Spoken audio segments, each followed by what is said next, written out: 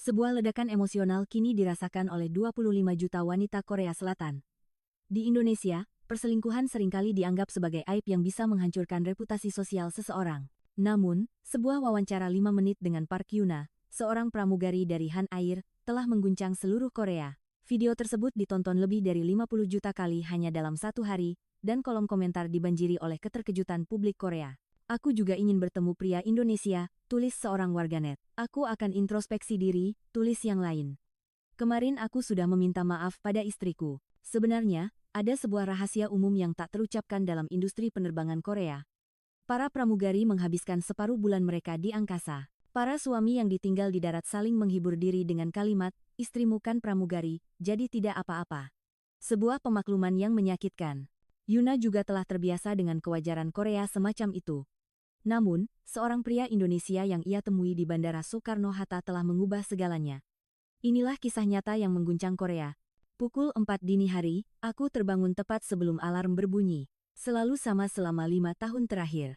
Aku harus bangkit dari tempat tidur dan menyelesaikan semua persiapan dalam waktu tepat 59 menit. Mandi 15 menit, merias wajah 20 menit, mengenakan seragam 10 menit, sarapan 10 menit, dan pemeriksaan akhir 4 menit.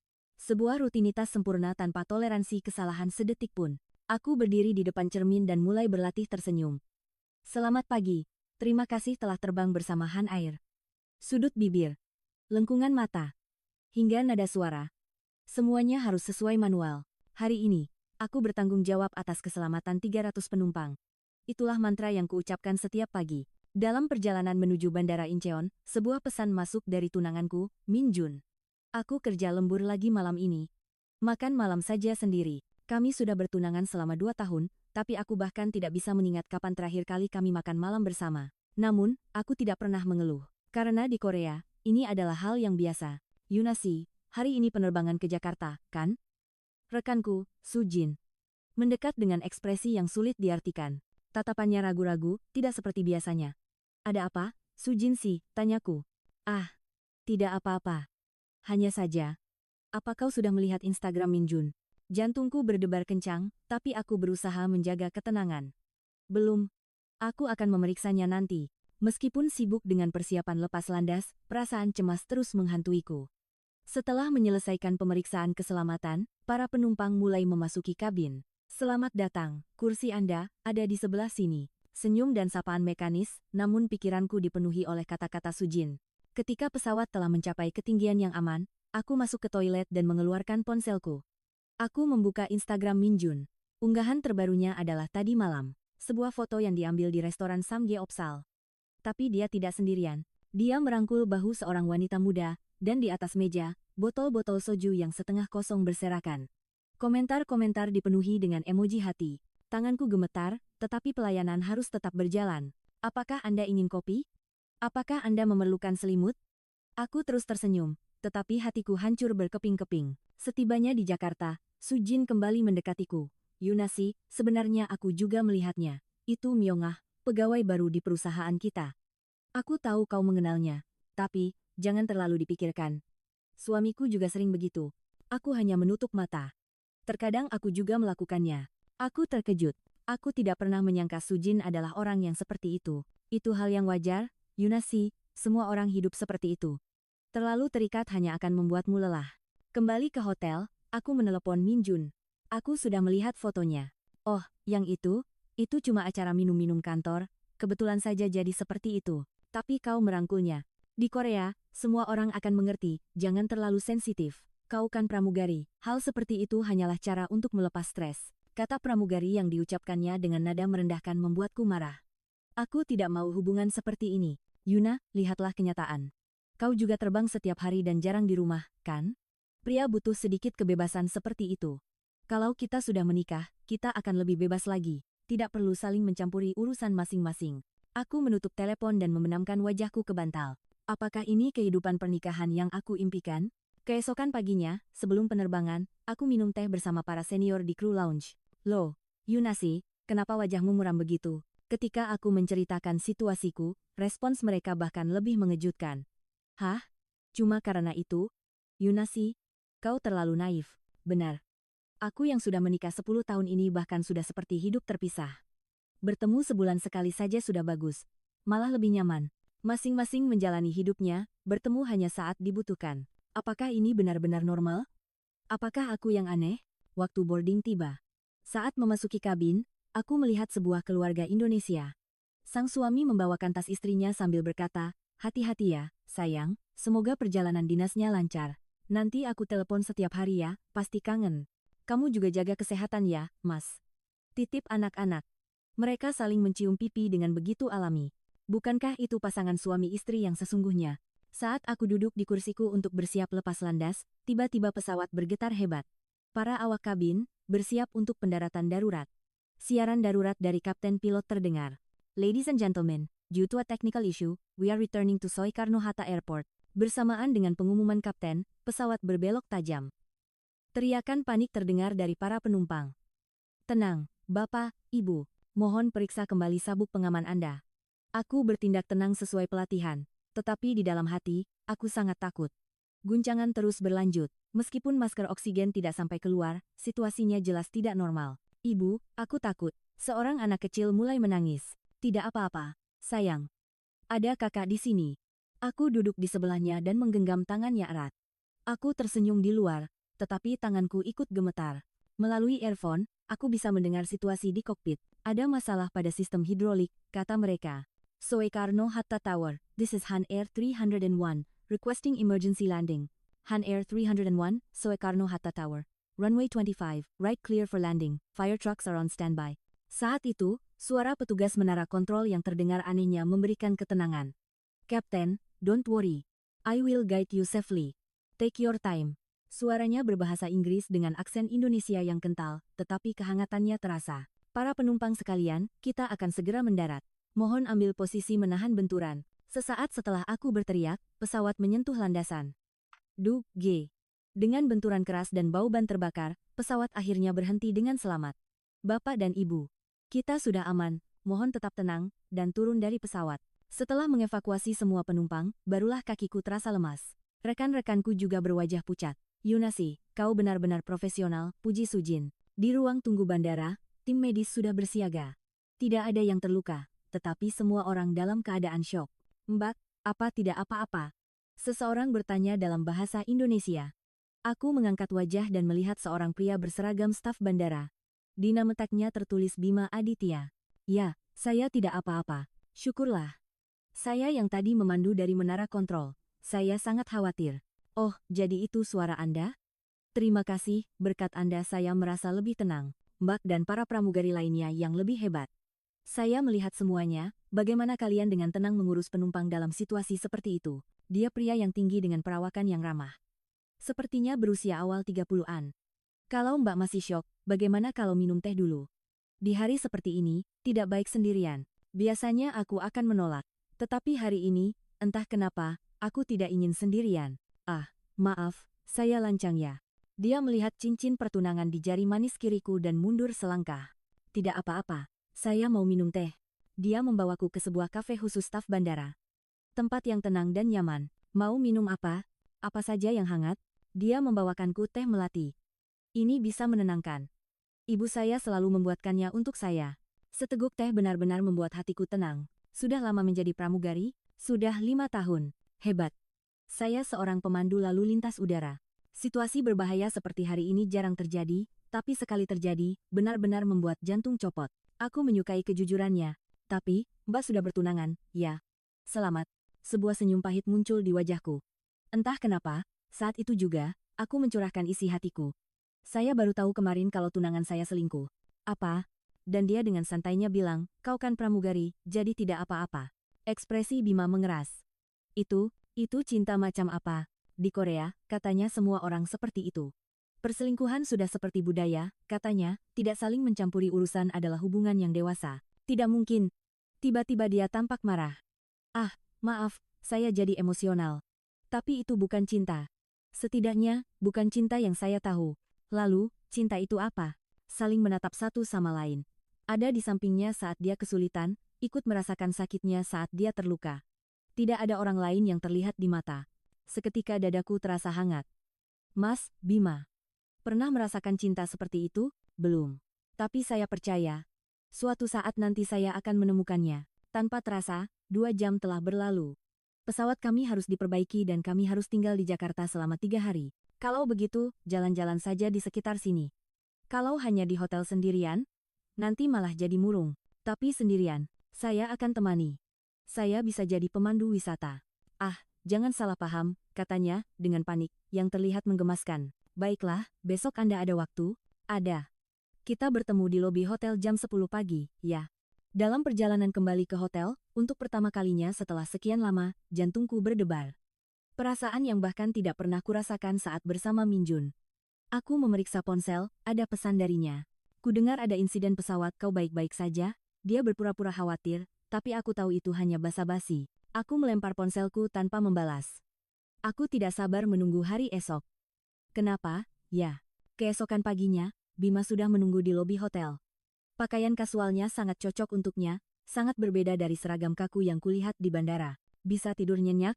Ya, berkat Anda. Hari ini saya akan tunjukkan tempat-tempat tersembunyi di sekitar Jakarta. Tempat yang jarang diketahui turis. Tempat pertama yang kami kunjungi adalah Kebun Raya Bogor. Kita tidak akan mendaki, hanya jalan-jalan santai. Di hari seperti ini, alam adalah yang terbaik. Aku terkejut ada tempat seperti ini begitu dekat dengan hiruk-pikuk Jakarta. Udara yang segar, kicauan burung, dan keheningan yang menenangkan. Korea juga punya alam yang indah, kan? Ya. Tapi ada yang berbeda. Indonesia terasa lebih hangat. Itu karena ketulusan. Orang Indonesia itu hatinya tulus. Saat berjalan, kami menemukan sebuah kafe kecil. Di sini wedang jahenya terkenal. Mau coba? Minum yang hangat-hangat di siang hari, hanya segelas. Bagus untuk melepas stres. Segelas wedang jahe yang manis berhasil menghangatkan hatiku. Soal tunangan Mbak yang kemarin, pasti berat ya? Sudah biasa. Di Korea, itu hal yang wajar. Tidak ada yang wajar di dunia ini. Rasa sakit tetaplah rasa sakit. Ketulusan di matanya membuatku hampir menangis. Kalau Mbak lihat orang tua saya, mereka sudah 30 tahun pacaran. Masih bergandengan tangan, setiap pagi masih bilang, aku cinta kamu. Benarkah? Iya. Cinta yang saya inginkan juga seperti itu. Cinta yang tetap mendebarkan meskipun sudah menua. Makan siang kami di sebuah rumah makan Sunda kecil. Suka sambal? Ya, saya suka. Wah, benarkah? Kebanyakan orang Korea bilang masakan sini terlalu kuat bumbunya. Saya sudah terbiasa karena sering ke sini. Sambil makan, kami mengobrol banyak hal. Bima berasal dari Bandung dan tinggal sendirian di Jakarta. Sering bertemu keluarga? Sebulan sekali saya pulang. Ibu saya suka heboh kalau kangen. Enak ya? Saya setahun hanya sekali atau 2 kali. Oh, coba ini. Bima mengambil sepotong ayam bakar dan meletakkannya di piringku. Di Indonesia, kalau ada makanan enak, kita berbagi. Di Korea, masing-masing makan sendiri. Mungkin itu sebabnya dibilang kurang tulus, ya, kataku setengah bercanda, tapi ada sesuatu yang menusuk di dalamnya. Sore harinya, kami duduk di sebuah kafe dengan pemandangan danau. Ini tempat favorit saya. Saya selalu ke sini kalau sedang banyak pikiran. Anginnya sejuk. Yunasi, kenapa ingin jadi pramugari? Karena saya suka terbang. Rasanya bebas. Apa sekarang masih merasa bebas? Aku terdiam. Saya tidak tahu. Akhir-akhir ini, saya merasa seperti terkurung. Karena tunangan Anda? Itu salah satunya. Dan juga seluruh lingkungan di Korea. Wanita harus sabar dan menahan diri, harus menjaga wajah atau gengsi. Dulu Indonesia juga begitu. Tapi sekarang sudah banyak berubah. Semakin banyak orang yang berpikir bahwa cinta adalah tentang saling menghormati. Langit mulai memerah seiring matahari terbenam. Wow, indah sekali. Iya kan? Saya paling suka momen ini. Waktu untuk mengakhiri hari sambil menantikan hari esok. Mas Bima, apakah Anda menantikan hari esok? Hari ini, terutama. Karena besok, saya bisa bertemu Yuna lagi. Wajahku memerah. Ah, maaf. Apa saya terlalu blak-blakan? Tidak. Saya suka kejujuran seperti itu. Orang Indonesia memang begini, ya. Kalau suka bilang suka, kalau cantik bilang cantik. Kami ekspresif. Minjun, selama 2 tahun, tidak pernah sekalipun bilang aku cantik. Orang itu tidak punya mata, ya. Wanita secantik ini dibiarkan begitu saja. Jantungku berdebar kencang. Makan malam kami di sebuah warung sate dekat rumah Bima. Saya langganan di sini, ibunya baik sekali. Wah, Bima, pacarnya ya? Goda si ibu penjual. Bukan, Bu. Teman kok cantik begini. Jaga baik-baik, ya. Lagi-lagi wajahku memerah karena godaan itu. Sambil menikmati sate, Bima bertanya. Besok ada waktu? Ada. Saya harus di sini sampai lusa. Kalau begitu, mau mampir ke rumah orang tua saya? Ibu saya dengar Mbak suka masakan Indonesia, jadi dia ingin sekali masakin. Tiba-tiba sekali. Ah, maaf. Kemarin saya cerita tentang Mbak di telepon. Apa ini memberatkan? Bukan memberatkan, tapi terasa aneh. Kalau boleh, saya mau. Benarkah? Ibu saya pasti senang sekali. Dalam perjalanan pulang, Bima dengan lembut menggenggam tanganku. Hari ini menyenangkan. Saya juga. Yunasi, apa saya sudah melewati batas? Tidak. Justru saya berterima kasih. Berpisah di depan hotel terasa berat. Besok pagi saya jemput, ya. Iya, saya tunggu. Di kamar. Aku berbaring, tapi tidak bisa tidur. Min Jun menelepon, tapi tidak kuangkat. Sebaliknya, aku membaca ulang pesan dari Bima berulang kali. Hari ini aku sangat bahagia. Istirahat yang baik, ya. Apakah ini yang namanya debaran cinta? Perasaan yang telah lama kulupakan kini hidup kembali. 3 hari kemudian, aku kembali ke Seoul. Min Jun menjemput di bandara dengan ekspresi bersalah, tapi aku tahu itu tidak tulus. Yuna, soal kemarin, aku benar-benar minta maaf. Aku akan lebih berhati-hati lain kali. Berhati-hati? Maksudmu? Berhati-hati agar tidak ketahuan? Kamu kenapa, sih, sejak pulang dari Indonesia jadi aneh? Keheningan menyelimuti kami sepanjang perjalanan pulang. Malam itu, aku membuat keputusan. Aku tidak bisa melanjutkan hubungan ini lagi. Min Jun, kita sudahi saja. Apa? Kenapa tiba-tiba? Aku mau kamu hanya melihatku. Apa itu permintaan yang sulit? Yuna, berpikirlah realistis. Di usia kita, tidak mudah untuk memulai lagi. Tetap saja, itu lebih baik daripada hidup seperti ini. Kita bicarakan besok. Sepertinya kau sedang emosional. Keesokan harinya, aku mengunjungi orang tuaku. Ibu, ayah, aku putus dengan Min Jun. Apa? Persiapan pernikahan sudah hampir selesai. Teriak ibuku kaget. Kamu mau taruh di mana muka keluarga kita? Bagaimana cara membatalkannya sekarang? Hidupku lebih penting daripada muka keluarga. Hanya karena dia selingkuh sekali 2 kali, kenapa dibesar-besarkan? Ayahmu juga begitu waktu muda, kata ayahku. Kata-katanya membuatku terkejut. Itu tidak normal. Kalian saja yang menganggapnya normal karena ingin jadi korban. Aku keluar dari rumah. Kuambil ponselku dan kubaca lagi pesan dari Bima. Yunasi, apa kabar? Hari ini langit cerah, jadi aku teringat padamu. Aku membalas. Aku juga sedang memikirkanmu, Bima. Balasan datang dengan cepat. Benarkah? Kapan bisa kesini lagi? Minggu depan ada penerbangan ke Jakarta. Aku tunggu. Tolong hubungi aku. Di kantor, gosip mulai menyebar. Yunasi, ku dengar kau putus dengan Min Jun? Iya. Benar. Sayang sekali. Keluarga Min Jun kan terpandang. Tapi memang lebih baik tidak punya pasangan sama sekali daripada diselingkuhi, kan? Seorang senior menimpali sambil menghela napas. Yunasi, kau terlalu idealis. Di mana ada pria yang sempurna? Tidak harus sempurna. Cukup yang hanya mencintaiku. Kau terlalu banyak nonton drama. Seminggu berlalu. Akhirnya, jadwal penerbangan ke Jakarta tiba. Saat lepas landas, aku memandang keluar jendela. Entah sejak kapan, perjalanan menuju Jakarta terasa begitu mendebarkan. Begitu mendarat, aku langsung mengirim pesan pada Bima. Aku sudah sampai. Benarkah? Malam ini ada waktu? Ada. Kalau begitu, kita bertemu jam 6 di lobi hotel. Setelah check-in bersama rekan-rekan, aku bergegas bersiap. Yuna, mau kemana? Bertemu teman Indonesia, laki-laki. Sujin menatapku dengan mata berbinar. Hanya teman biasa. Lihat wajahmu itu. Jelas sekali wajah orang yang sedang jatuh cinta. Saat aku bercermin, wajahku memang memerah. Turun ke lobi, Bima sudah menunggu dengan seikat bunga. Selamat datang kembali. Ini tidak seberapa. Terima kasih. Cantik sekali. Yunasi lebih cantik. Lagi-lagi wajahku memerah. Aku masih belum terbiasa dengan pujian langsung seperti ini, tapi rasanya menyenangkan. Hari ini, aku mau ajak ke tempat spesial. Kemana? Rahasia. Nanti juga tahu. Dengan hati berdebar, aku mengikutinya. Kenapa waktu di Indonesia terasa begitu cepat berlalu? Bima membawaku ke sebuah pantai kecil di daerah Ancol. Hanya orang lokal yang tahu tempat ini. Matahari terbenamnya sangat indah. Wow, benar-benar indah. Iya kan? Aku ingin menunjukkannya padamu. Kami berjalan di tepi pantai sambil berbincang. Bagaimana dengan Min Jun? Kami putus. Benarkah? Pasti berat ya. Justru lega. Akhirnya aku bisa bernapas dengan benar. Bima menggenggam tanganku. Keputusan yang bagus. Yuna berhak mendapatkan cinta yang lebih baik. Berjalan sambil bergandengan tangan membuat jantungku berdebar. Lapar, kita cari makan malam yuk. Kami makan ikan bakar di sebuah warung seafood kecil. Orang Indonesia sering kesini kalau kumpul-kumpul. Suasananya enak, makanannya juga. Mirip tapi berbeda dengan Korea, ya. Apanya yang beda? Di Korea, makan lebih tenang. Di sini ramai, meriah, dan terasa hangat. Itulah gaya Indonesia. Makan bersama, berbagi rasa bersama. Saat itu, telepon Bima berdering. Iya, Bu. Lagi makan malam. Iya, betul. Sama Mbak Pramugari yang dari Korea itu. Tiba-tiba dia menyerahkan teleponnya padaku. Ibu mau bicara. Dengan saya? Aku gugup, tapi tetap menerima teleponnya. Halo. Halo, Yuna. Ini Bima sering sekali cerita tentang kamu. Sudah makan, Nak? Suara hangatnya membuat keteganganku mereda. Iya, Tante. Sedang makan. Syukurlah. Bima baik kan sama kamu? Iya, Tante. Baik sekali. Lain kali kalau ada waktu, main ke rumah ya. Tante coba masakin masakan Korea. Baik, Tante. Terima kasih.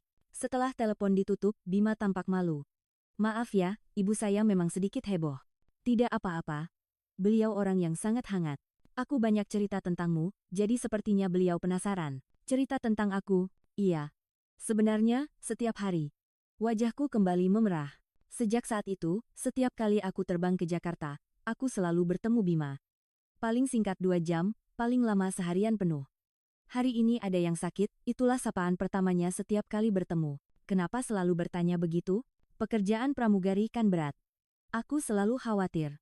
Perhatian kecil seperti ini membuatku sangat bahagia. 2 bulan kemudian, Bima mengajukan penawaran istimewa. Yuna, akhir pekan ini ada waktu?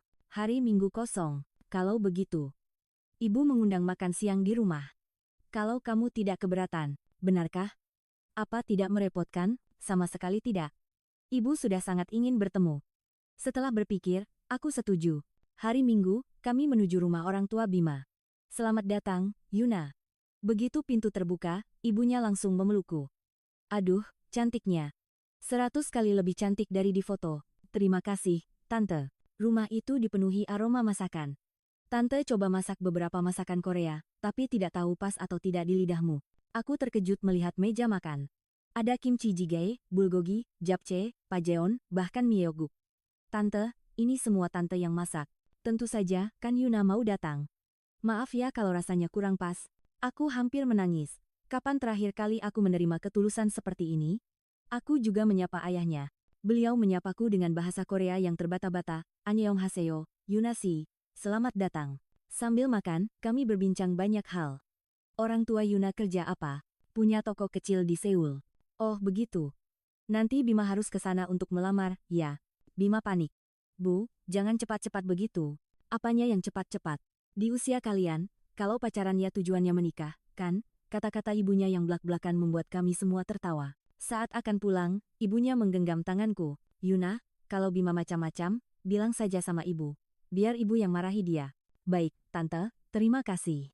Jangan bilang terima kasih. Sering-sering main ke sini, ya. Nanti Tante ajari cara membuat rendang. Dalam perjalanan pulang, Bima bertanya.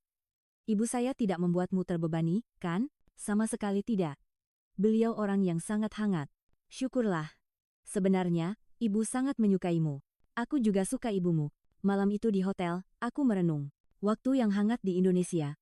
Perasaan yang tidak pernah kurasakan di Korea. Mungkin inilah yang selama ini aku cari. Peraturan perusahaan melarang pramugari menjalin hubungan asmara dengan penduduk lokal. Tapi hatiku sudah melanggar peraturan itu. Apa yang harus kulakukan sekarang? Setelah kembali ke Seoul, terjadi sesuatu yang tak terduga. Aku dipanggil oleh perusahaan. Park Yuna-si, Anda dicari oleh manajer personalia. Dengan cemas, aku memasuki kantornya. Silakan duduk. Saya dengar dari Tuan Kim Min-jun. Jantungku seakan berhenti berdetak. Anda menjalin hubungan dengan petugas menara kontrol di Bandara Soekarno-Hatta, benar? Anda tahu peraturannya, kan? Pramugari dilarang menjalin hubungan asmara dengan penduduk lokal. Min-jun yang melaporkannya. Licik sekali dia memanfaatkan kelemahanku. Kali ini kami berikan peringatan. Jika Anda terus bertemu dengannya, Anda akan dikenai sanksi pemecatan. Pak Manajer, bukankah ini masalah pribadi? Ini masalah yang berkaitan langsung dengan citra perusahaan. Silakan pilih. Pria itu, atau pekerjaan Anda. Saat keluar dari kantor, Min-jun sudah menunggu. Yuna, sekarang kau sadar, kan? Kenapa kau melakukan ini? Kau yang lebih dulu mengkhianatiku. Meninggalkanku demi pria Indonesia itu. Kita sudah berakhir. Itu menurutmu. Menurutku belum. Sudahlah, Minjun. Gampang saja. Tinggalkan pria itu dan kembali padaku. Maka aku akan menganggap tidak ada apa-apa. Aku merasa muak. Ternyata aku pernah bertunangan dengan manusia seperti ini. Tidak mau. Aku tidak akan meninggalkan Bima. Kalau begitu, tinggalkan pekerjaanmu. Karir yang kubangun selama 5 tahun. Dunia terasa gelap. Menjadi pramugari adalah impian dan kebanggaanku. Malam itu, Sujin datang mengunjungiku. Yuna, aku sudah dengar. Minjun keterlaluan sekali. Aku tidak tahu harus bagaimana. Tapi, apa kau sesuka itu pada pria Indonesia itu? Iya. Untuk pertama kalinya, aku merasa benar-benar dicintai. Sujin menghela napas. Aku iri. Aku juga ingin merasakan cinta seperti itu. Kau juga bisa, Sujin. Aku sudah terlambat. Hanya bisa pasrah menjalani hidup. Tidak ada kata terlambat. Aku juga sudah 28 tahun, tapi aku memulai yang baru. Keesokan harinya, aku menelepon Bima. Bima, ada yang ingin kubicarakan. Setelah kujelaskan situasinya, hening sejenak. Maafkan aku. Gara-gara aku. Ini bukan salahmu. Yuna, apa ada yang bisa kulakukan? Tunggu saja aku akan menunggumu seumur hidupku. Kata-katanya, membulatkan tekadku. Tapi aku tidak bisa langsung bertindak. Selama beberapa bulan, kami bertemu diam-diam sambil aku terus berpikir. Yuna, kalau ini berat, kau boleh berhenti. Jangan sampai kehilangan pekerjaan gara-gara aku. Tidak. Ini pilihanku. Suatu hari, sebuah insiden menjadi penentu. Dalam penerbangan ke Jakarta, ada masalah lagi di pesawat. Para penumpang, mohon kenakan sabuk pengaman Anda. Aku memberikan pengumuman dengan tenang, tapi hatiku takut. Untungnya, kali ini tidak serius. Tapi saat itu aku sadar, hidup ini tidak bisa ditebak, kenapa aku harus melepaskan cinta sejati? Setelah mendarat dengan selamat, aku bertemu Bima. Aku sudah memutuskan apa? Aku akan berhenti kerja. Yuna, tidak perlu begitu. Tidak. Aku sudah mantap. Aku ingin bersamamu, Bima. Bima memelukku erat. Maafkan aku. Dan terima kasih. Tidak perlu minta maaf. Ini pilihanku. Saat itu, telepon dari Ibu Bima masuk. Ibu, aku sedang bersama Yuna. Iya, sebentar. Dia menyerahkan teleponnya. Ibu mau bicara. Halo, Tante. Yuna, nak, Tante dengar dari Bima. Pasti berat sekali ya. Tidak apa-apa, Tante. Mana mungkin tidak apa-apa. Sini, datang ke sini. Tinggal di rumah kami, istirahat dulu. Sendirian di Indonesia pasti susah. Biar kami yang jadi keluargamu. Air mataku tumpah. Di Korea, orang tuaku sendiri bahkan tidak memahamiku. Terima kasih, Tante. Ibu, jangan menangis. Anak ibu tidak boleh menangis. Beliau sudah memanggilku anak.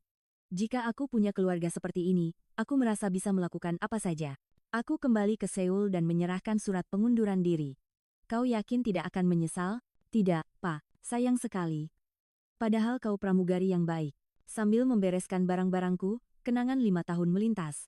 Tapi tidak ada penyesalan. Awal yang baru telah menanti. Aku pamit pada orang tuaku. Kau berhenti kerja demi pria Indonesia itu? Iya. Aku akan tinggal di sana. Kau sudah gila. Mulai sekarang kau bukan anakku lagi. Kata-kata dingin ayahku menyakitkan, tapi aku tetap berbalik. Aku percaya, suatu saat mereka akan mengerti. Musim panas tahun lalu, aku naik pesawat menuju Indonesia. Bukan sebagai pramugari, tapi sebagai penumpang. Setibanya di Bandara Soekarno-Hatta, Bima dan keluarganya menjemputku. Yuna, nak, ibu berlari dan memelukku. Pasti berat ya, mulai sekarang, kami yang akan menjagamu. Ayah Bima juga menyapaku dengan bahasa Koreanya yang terbata-bata. Yunasi, selamat datang di rumah kami. Adik Bima, Kresna, juga ada di sana. Mbak Yuna, akhirnya ketemu juga. Mas Bima cerita terus tentang Mbak. Aku tidak pernah menyangka akan mendapat sambutan sehangat ini. Di dalam mobil menuju rumah, ibu menggenggam tanganku erat. Yuna, jangan khawatir soal hidup di Indonesia, ya. Apapun yang kamu butuhkan, kami akan bantu. Terima kasih. Bu, kok masih panggil ibu? Panggil mama saja. Kan sebentar lagi jadi menantu mama. Bima panik. Ma, jangan begitu. Apanya yang jangan begitu? Kalian sudah dewasa, masa mau pacaran saja? Setibanya di rumah, ada kejutan lain. Di pintu depan terpasang spanduk selamat datang Yuna. Ini apa? Kresna yang buat. Pesta penyambutan. Di dalam rumah, makanan sudah tersaji melimpah. Mama tidak tahu Yuna suka apa, jadi mama masak macam-macam. Ada rendang, sayur lodeh, tempe, sambal, dan di sudut lain, ada masakan Jepang. Mama siapkan juga masakan Jepang, takutnya kamu kangen. Maaf ya kalau rasanya aneh. Mama, Iya, anakku. Air mataku kembali menetes. Aku benar-benar merasa sudah menjadi bagian dari keluarga. Beberapa hari kemudian, ada acara kumpul keluarga. Yuna, akhir pekan ini ada arisan keluarga besar. Semua saudara datang, tidak apa-apa. Iya, tidak apa-apa, Ma. Tapi dalam hati aku cemas. Bagaimana mereka akan memandang menantu dari Korea? Hari H, para kerabat mulai berdatangan. Oh, ini pacarnya Bima. Wah, cantik sekali ya. Katanya orang Korea. Bahasa Indonesianya fasih, ya. Semua orang menyambutku dengan ramah, terutama nenek Bima, Eyang Putri, yang sangat memperhatikanku. Yuna, pasti capek ya? Acara keluarga di sini ribet. Tidak apa-apa, Eyang. Saya senang. Kalau capek istirahat saja. Biar kami yang urus semuanya. Saat membuat kue bersama, Mama melarangku ikut. Yuna duduk saja, lihat saja. Tapi aku ingin mencoba. Saya mau coba, Ma. Oh, boleh. Begini caranya. Eyang Putri mengajariku langsung. Wah, rapi sekali buatannya. Berbakat ya. Di Korea juga ada kue yang mirip seperti ini. Oh ya? Lain kali ajari Eyang masakan Korea, ya. Sambil membuat kue, kami mengobrol seru. Dulu waktu Bima kecil, ya. Mama mulai bercerita tentang masa kecil Bima. Ma, sudah. Bima malu, tapi aku merasa itu lucu. Saat makan malam, seluruh keluarga berkumpul. Ayo, kita bersulang untuk anggota keluarga baru kita, Yuna. Teriak seorang paman. Semua mengangkat gelas. Selamat datang di Indonesia. Terima kasih sudah mau menjadi bagian dari keluarga kami. Sambutan ini sangat mengharukan. Setelah makan, kakek Bima, Eyang Kakung, memanggilku. Yuna, sini. Iya, Eyang. Bima itu beruntung sekali bisa bertemu dengan wanita sebaik kamu. Justru saya yang beruntung, Eyang. Hidup di Indonesia pasti berat. Kamu bisa beradaptasi dengan baik, Eyang salut. Eyang memberiku sebuah amplop merah. Ini, uang jajan. Beli apa yang kamu butuhkan, Eyang. Tidak perlu. Kalau ditolak, Eyang sedih. Kamu kan sudah jadi cucu menantu Eyang. Lagi-lagi aku menangis. Ternyata ada keluarga sehangat ini. Setelah acara selesai, Mama bertanya. Bagaimana, Yuna? Senang sekali, Ma. Semuanya sangat hangat. Syukurlah. Mama tadinya khawatir kamu tidak nyaman. Sama sekali tidak, Ma. Justru saya bahagia. Malam itu, aku duduk di taman bersama Bima. Keluargaku tidak terlalu berisik, kan? Tidak. Justru aku suka. Aku merasa tidak sendirian. Bima menggenggam tanganku. Yuna, terima kasih sudah datang ke Indonesia. Aku yang berterima kasih. Sudah mempertemukanku dengan keluarga seperti ini. Mulai sekarang, aku akan membuatmu lebih bahagia. Sekarang pun aku sudah sangat bahagia. Melihat langit yang penuh bintang, aku berpikir, di Korea, aku tidak pernah bisa membayangkan kehangatan seperti ini. Inilah keluarga yang sesungguhnya. Disinilah rumahku sekarang. Sambil beradaptasi dengan kehidupan di Indonesia, ada satu hal terakhir yang harus kuselesaikan. Aku harus kembali ke Korea untuk mengemasi barang-barang dan mengucapkan selamat tinggal. Yuna, aku ikut, ya, tawar Bima, tapi aku menolak. Aku ingin menyelesaikannya sendiri. Aku akan segera kembali. Aku naik pesawat ke Seoul. Melihat para pramugari melayani penumpang, perasaanku jadi aneh. Dulu aku juga seperti itu. Tiba di Seoul, aku menuju kantor.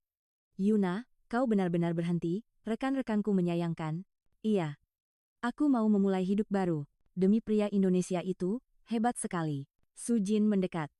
Yuna, aku iri padamu. Kau menemukan cinta sejatimu. Kau juga bisa menemukannya, Sujin. Aku sudah terlambat. Tapi melihatmu, aku jadi punya harapan. Terakhir, aku mengembalikan seragamku. Seragam yang menjadi identitasku selama 5 tahun. Terasa berat, tapi tidak ada penyesalan. Di rumah, aku mengemasi barang. Saat melihat album, kutemukan fotoku bersama Minjun. Dulu aku pikir itu adalah saat-saat bahagia. Tapi sekarang aku tahu, itu bukan kebahagiaan yang sesungguhnya. Aku merobek foto itu. Masa lalu biarlah berlalu. Aku pergi ke rumah orang tuaku untuk pamit terakhir kali. Kau benar-benar pergi? Tanya ibuku dengan mata berkaca-kaca. Iya, Bu. Aku akan hidup bahagia. Apa bagusnya pria Indonesia itu? Dia mencintaiku, Bu. Dia hanya melihatku. Ayahku tetap dingin sampai akhir. Jangan sampai menyesal. Iya. Aku tidak akan menyesal. Saat aku berbalik, ibuku memanggil. Yuna. Iya, Bu. Hiduplah yang bahagia, harus.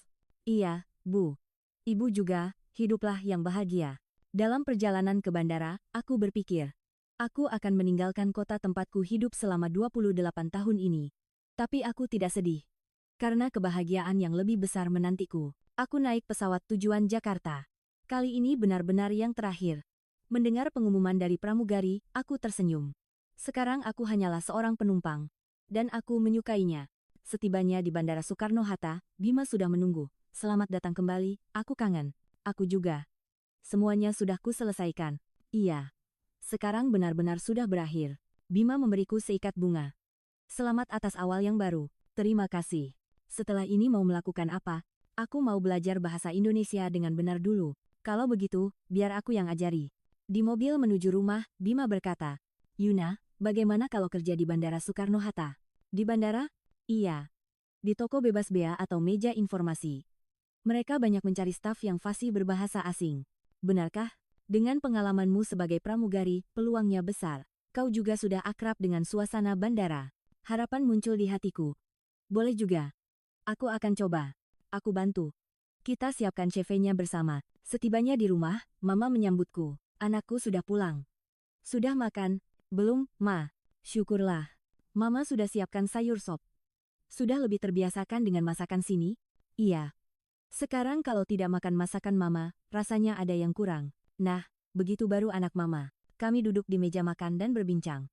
Yuna, sudah punya rencana untuk hidup di Indonesia? Untuk sementara, aku mau belajar bahasa sambil mencari pekerjaan. Bagus. Pelan-pelan saja, tidak perlu terburu-buru, kata Mama. Bima menambahkan. Ma, menurutku Yuna cocok kerja di bandara. Oh, ide bagus itu. Pengalamannya juga bisa terpakai.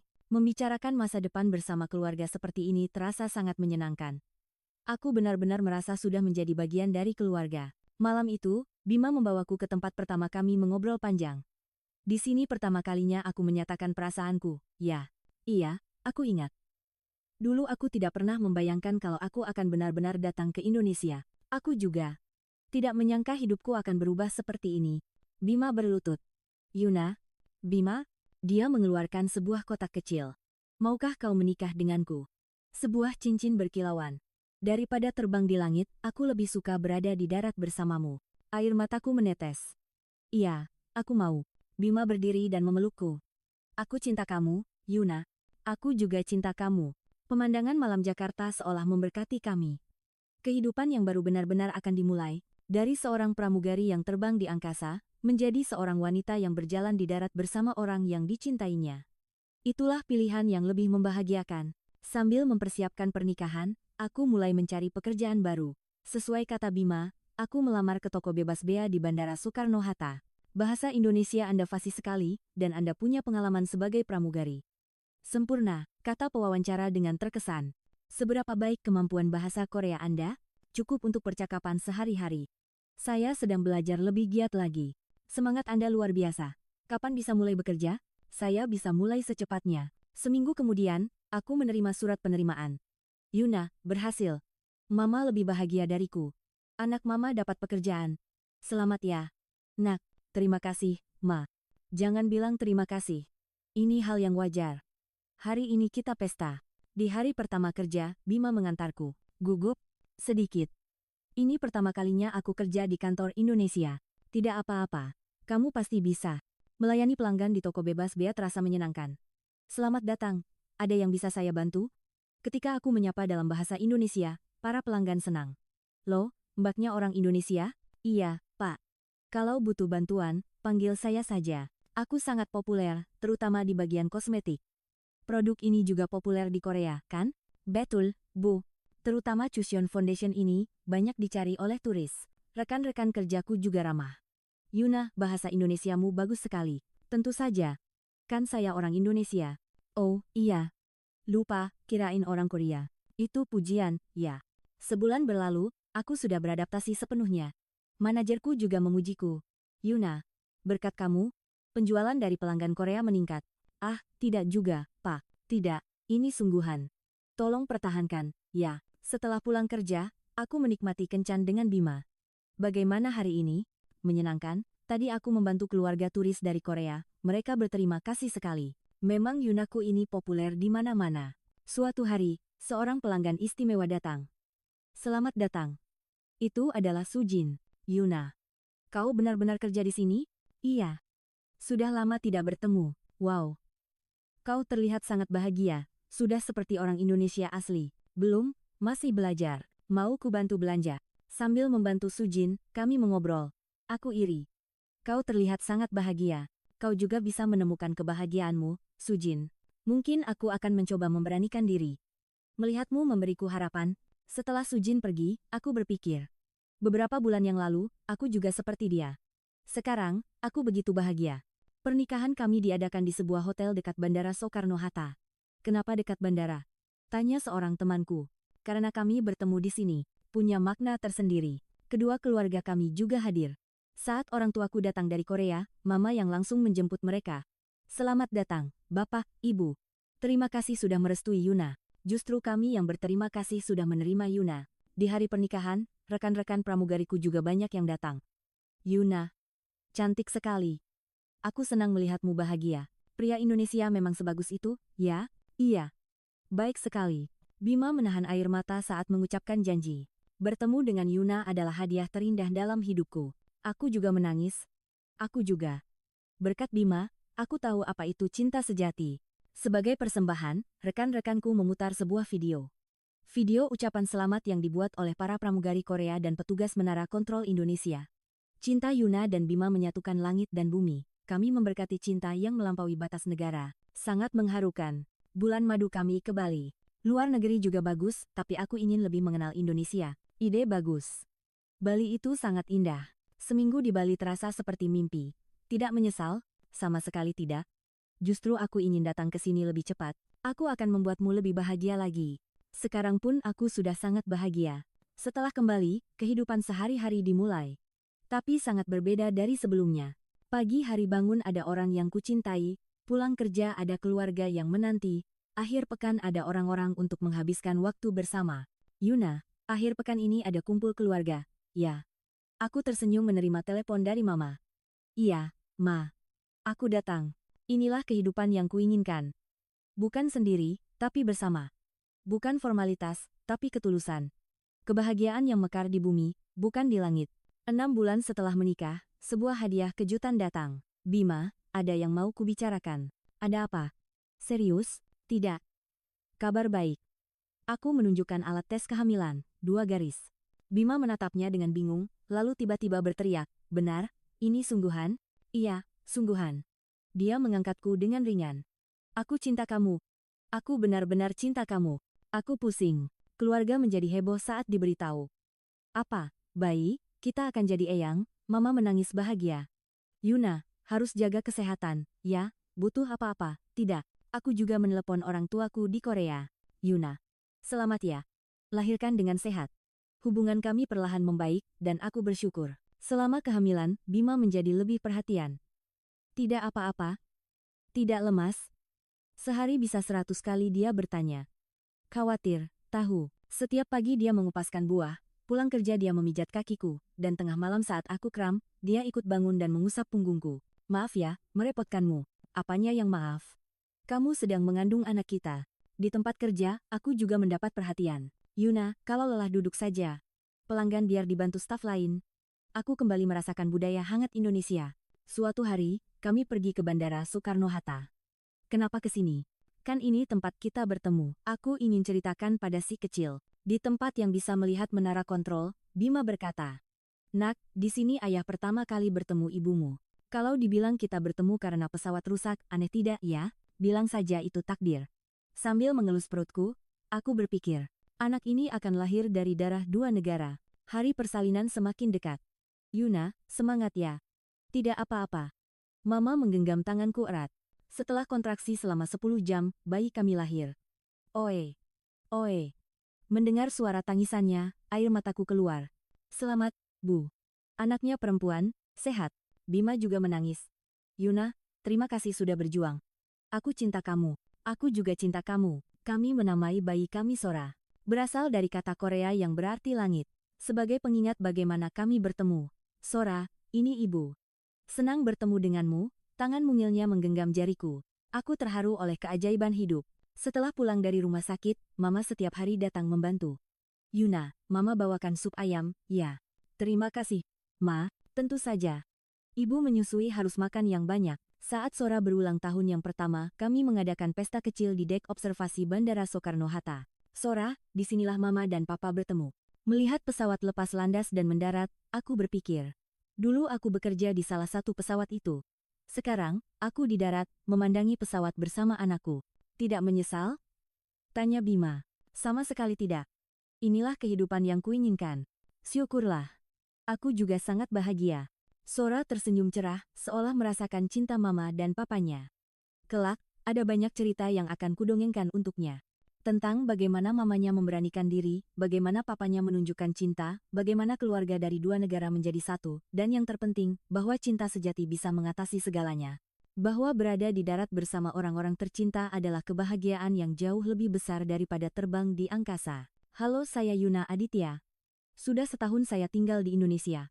Sekarang saya bekerja di toko bebas bea Bandara Soekarno-Hatta dan menjalani hari-hari yang bahagia.